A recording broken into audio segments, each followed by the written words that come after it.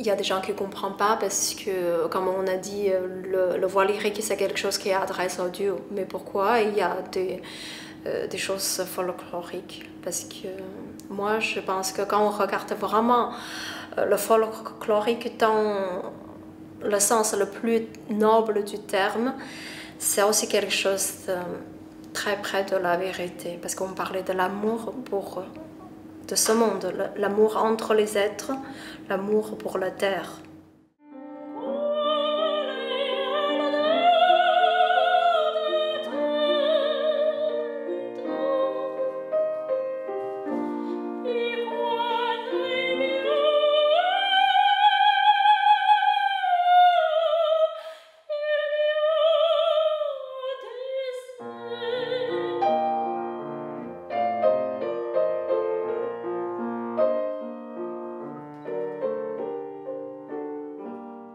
L'art lyrique, comme toutes les autres formes de musique classique, par rapport aux la musique ludique comme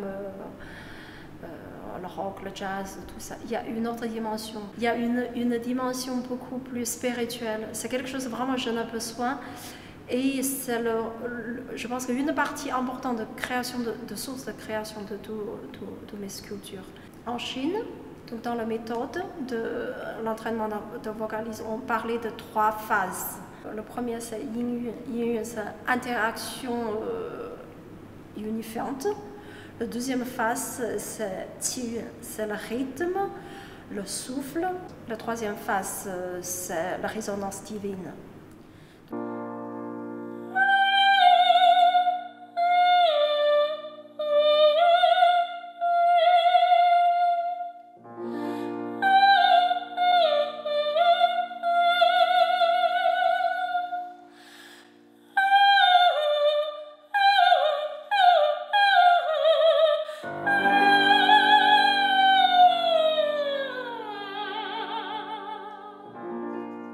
Il y a des mémoires qui viennent de mémoires collectives. C'est quelque chose de beaucoup plus transcendant parce que l'être humain, on a chacun juste un tissu de mémoire. Donc c'est pourquoi j'ai une série de travail assez récent que je montais, qui a 2 séries, qui a toujours le rapport avec le temps. Il y a une série qui s'appelle « Avec le temps ». Donc avec le temps, le souvenir s'efface, il nous reste juste un petit lambeau de souvenirs. Et notre série qui s'appelle Mémoire, donc il y a une différence entre le souvenir et le mémoire. Le souvenir, c'est quelque chose de beaucoup plus personnel, tandis que le mémoire, c'est quelque chose de beaucoup plus transcendantal. Il y a des mémoires qui viennent de notre filière biologique. Il y a des mémoires peut-être qui viennent beaucoup plus loin. Donc moi, je considère que tous les sculpteurs, ce sont des porteurs de vieilles mémoires.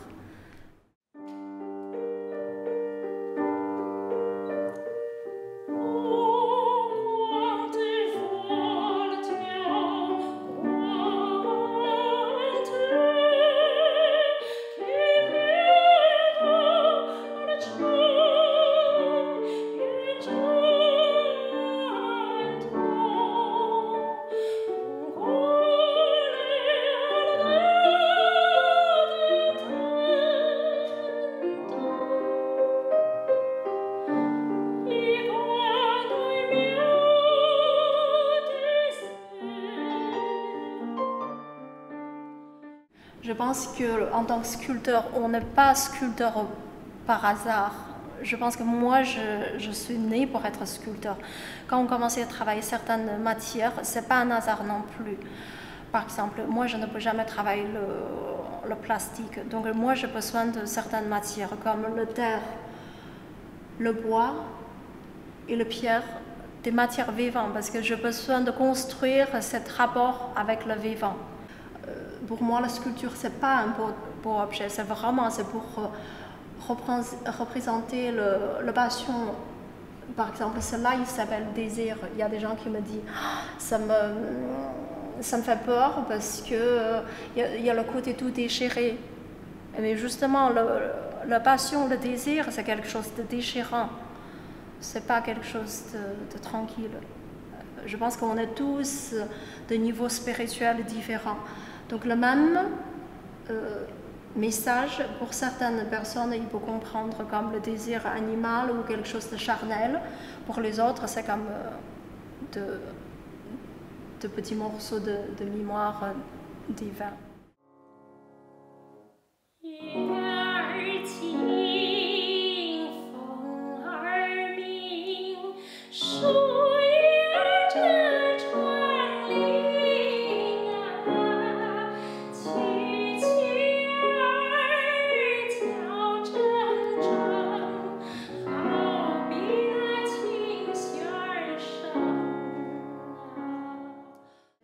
J'ai besoin de partager, de faire de l'art, de la musique et partager avec les autres.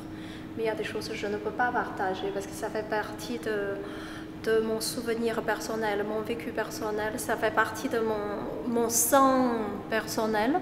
Par exemple, ce tableau, je dis comment je peux partager avec les autres l'amour que j'ai par rapport à toute la culture chinoise. L'amour que j'ai pour ce pays, pour ces 5000 ans d'histoire, toute littérature. C'est quelqu'un qui n'a pas fait comme moi, qui était élevé dans cette culture, qui mit le pied sur le pierre de Grande Muraille, qui n'a pas touché le terre de Sultan en terre, qui est créé par un artisan ou un artiste il y a 2000 ans. Comment il peut comprendre s'il n'a jamais récité tous ces poèmes de Denis de Tran, s'il n'a jamais chanté tous ces lyriques de Denis de Ming? Comment il peut comprendre? Donc ce sont des choses que je ne peux pas partager avec quelqu'un qui n'est pas chinois. Donc désespérément, je l'ai couché sur les toiles. En fait, c'est tout l'amour que j'ai pour la Chine et pour toute ma vécu en tant que chinoise.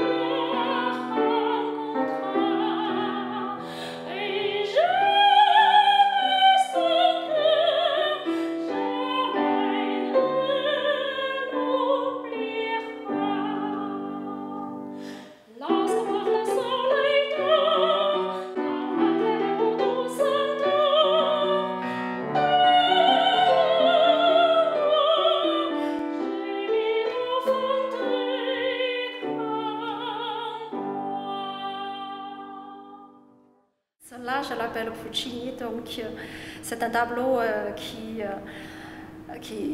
décrit tout l'amour que j'ai pour l'art lyrique et pour l'opéra, notamment l'opéra italien. Je dis comment je peux partager ça avec quelqu'un qui ne comprend pas l'opéra, qui n'a jamais été chanteur, parce que je ne peux pas décrire. Quand j'entends la musique ou quand je chante la musique de Puccini, de Bellini, de Donizetti, toutes ces émotions qui est submergée, qui m'a envahi, comment je peux expliquer tout ça pour quelqu'un qui ne chante pas? Donc désespérément pareil, je l'ai couché sur la toile. C'est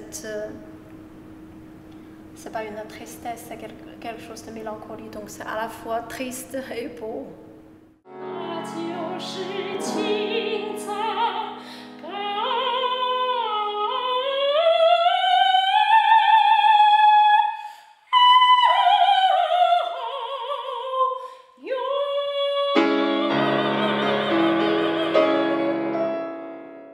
Ça, ce sont des tout premières séries de sculptures que j'ai créées. Donc, c'est la première série qui s'appelle Music is my first love. Musique, c'est mon premier amour, c'est vrai.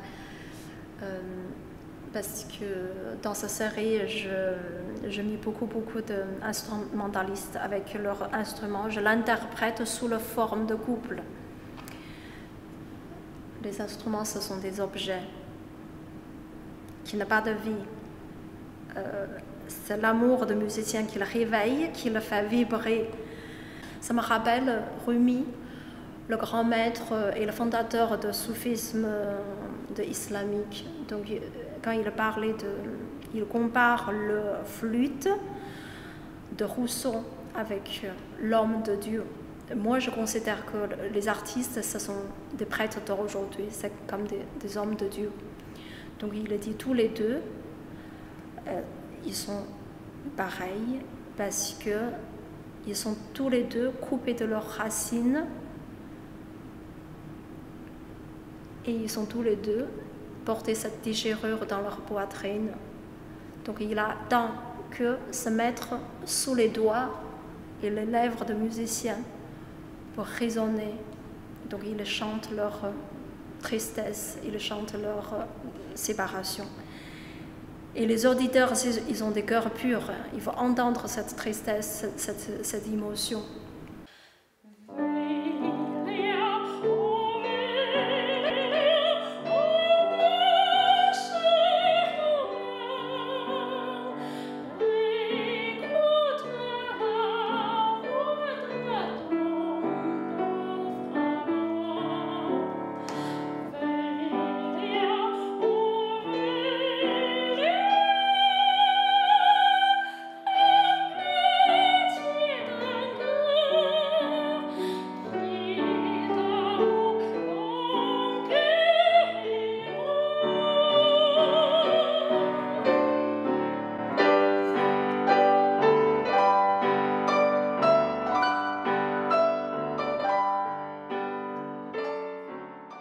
Finalement, grâce à la musique, je comprends une chose. Quand je chante, je sculpte, je crée, c'est la même chose.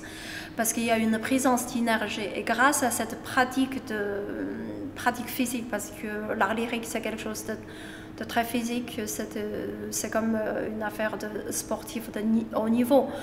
Donc tu sors de ton corps un son qui est beaucoup plus grand que ton corps. Donc il y a une énergie, vraiment, l'être humain, il met son énergie dans son plus haut degré pour exprimer quelque chose. Donc c'est vraiment quelque chose de divin. Mais quand je crée, notamment quand j'utilise la langue de Chine, et je sens toujours cette présence d'énergie. C'est comme dans la musique. Quand je chante, maintenant je comprends. Il y a des choses qui existent physiquement. Comme l'aura, c'est quelque chose qui existe physiquement. La vibration, le champ énergique. En fait, l'aura d'un artiste, ce n'est qu'une histoire de champ énergique. Donc quand on chante, on essaie de pousser notre champ énergique le plus grand possible et on essaie d'aller envoyer cette énergie au public, d'aller envoûter le public et en retour on reçoit l'énergie du public. C'est la même chose dans la création, surtout quand j'utilise le pinceau et la langue de Chine. Donc c'est constamment, il y a eu un mouvement d'énergie. Je ne peux pas faire du travail avec des coups hésitants ou stagnés parce que moins de traces qui n'est pas dans le mouvement d'énergie et ça se voit.